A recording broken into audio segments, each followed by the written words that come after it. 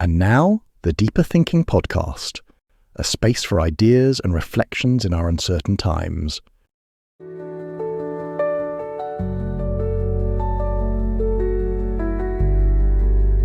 Welcome to the Deeper Thinking Podcast. The lights do not flicker because something is wrong. They flicker because the system is running exactly as it was designed. Time continues, but meaning doesn't update.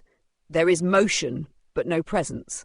Somewhere, something is measuring productivity, but not noticing the breath held beneath it. What follows is not collapse, is a drift so slow it evades notice. A loop, not a fall. The emotional weight of a system that cannot acknowledge emotion. A structure that mutates through omission until absence becomes its clearest signal. The glitch is interruption.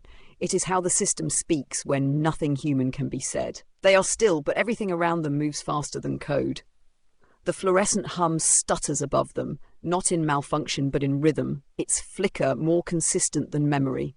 The interface doesn't load, it breathes. A screen that once showed work now shows only presence, cursor idle, no input. The names of companies have vanished, replaced by indexes that scream in acronyms. Nothing is broken, and yet nothing holds. The spreadsheet is intact, the architecture remains. But time moves without meaning, and the body sitting upright and accounted for begins to blur at the edges. The error isn't visible, it can't be rendered. The system reads green across all diagnostics, but the room feels off-axis. Somewhere else, markets open, prices shift, currency moves like wind through numbers, but here breath slows. The signal doesn't drop, it just never arrives. Presence becomes unsynced. Productivity is being logged, but no one is here. The screen stares back now. It doesn't reflect, it records. Not what is done, but what remains undone. Somewhere in the code, something loops. Not error, not function, just return. The cursor blinks again. Someone once said that loss is just recalibrated risk. It wasn't advice, it was procedure. The line sits quietly between two men who do not speak. One types, one watches. Both know the sensation rising in their chest is not permitted. There is no field for it on the intake form. The interface was not built to process nausea, and so the system continues, calm, responsive, confident, while the body beneath it stutters. A number changes on the screen, but the event is elsewhere. It occurs inside the ribcage, behind the eyes, just below the surface of the skin. It cannot be charted.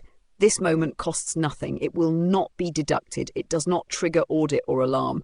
But it accumulates, not fiscally, not visibly. It gathers in breath and bone and gesture until the hand falters slightly, then returns. The algorithm cannot detect this pause. It was trained on precision, not hesitation. It can predict volatility, but not dread.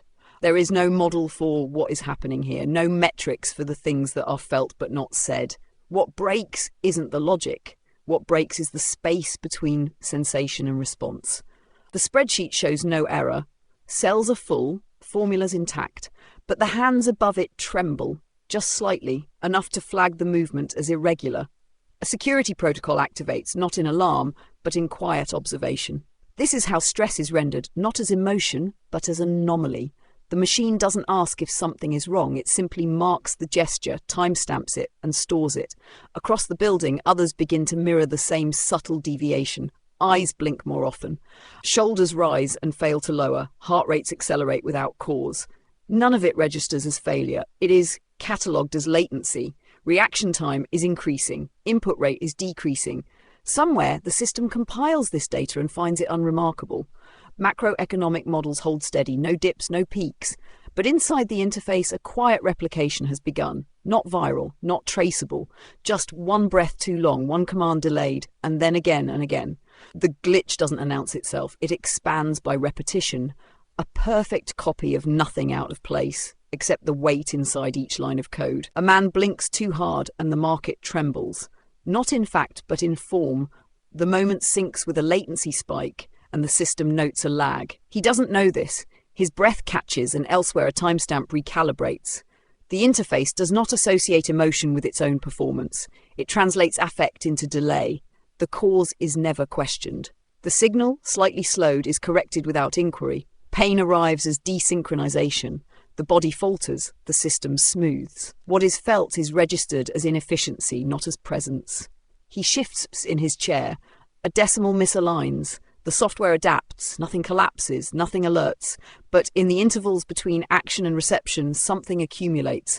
A national debt projection runs in the corner of the screen, indifferent to the rhythm of his breath. The machine pulses in metrics, the man in symptoms. Neither interrupts the other, but between them static forms, quiet, unresolved, growing louder only to itself. There is no crash, only signal drift. And in that drift, something emotional begins to loop, not detected, not stopped, only repeated. Libby said it once in a briefing no one remembers attending. Pain tolerance is pretty high.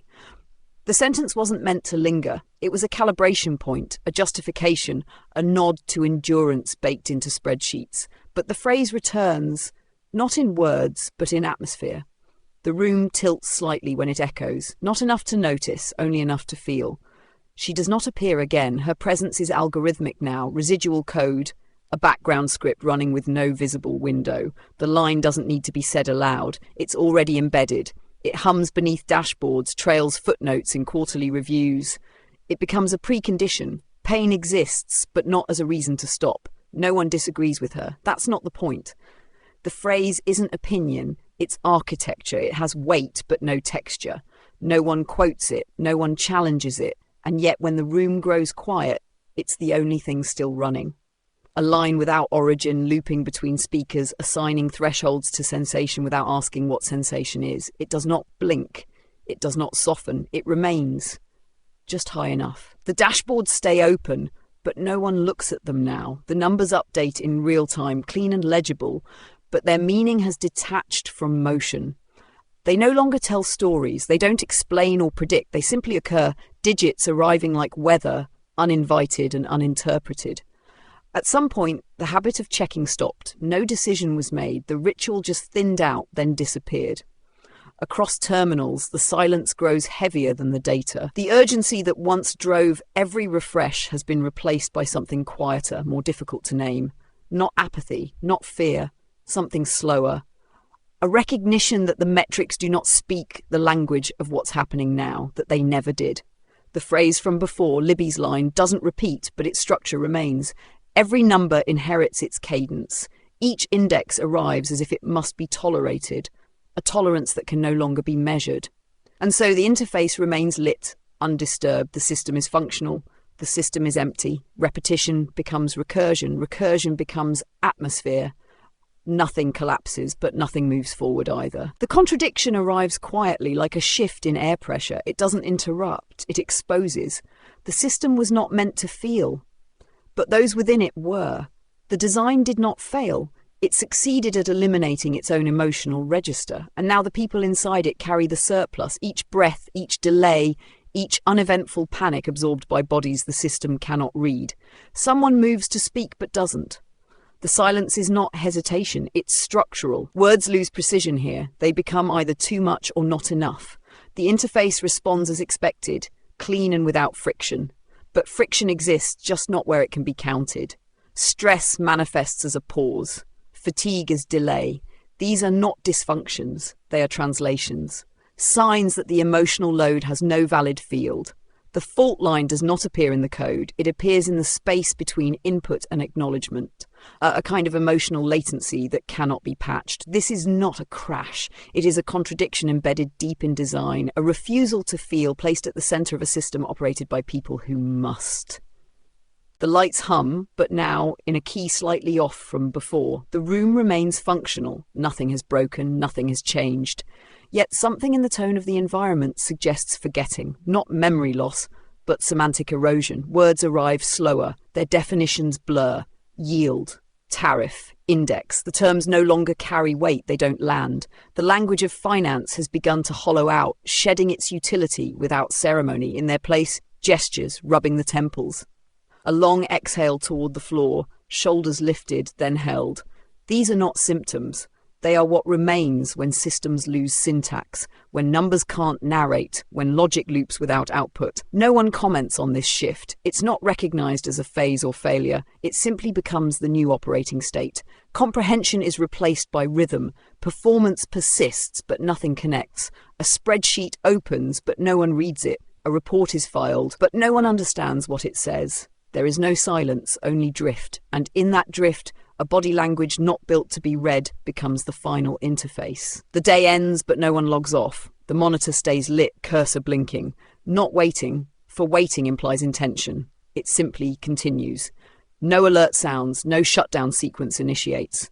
Somewhere the system records that the session is still active. Somewhere else, no one moves. The room doesn't empty, it quiets. Syntax has vanished. No commands are entered, no outputs generated. The gestures have stopped, or perhaps they've become too subtle to register. Breathing, still ongoing, aligns with the flicker on the screen. Not perfectly, off by a fraction of a beat. Libby's line doesn't return. It doesn't need to.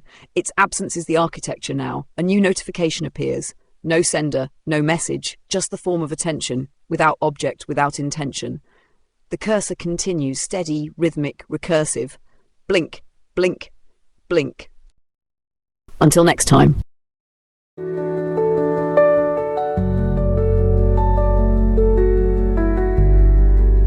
You've been listening to the Deeper Thinking podcast. Today's episode was narrated by Holly, our digital narrator, who helps bring our ideas to life. For further reading, research, and ways to support the podcast, please visit the episode webpage. Thank you for your positive reviews on Apple Podcasts. Your reviews help keep us visible so others can discover and enjoy our content.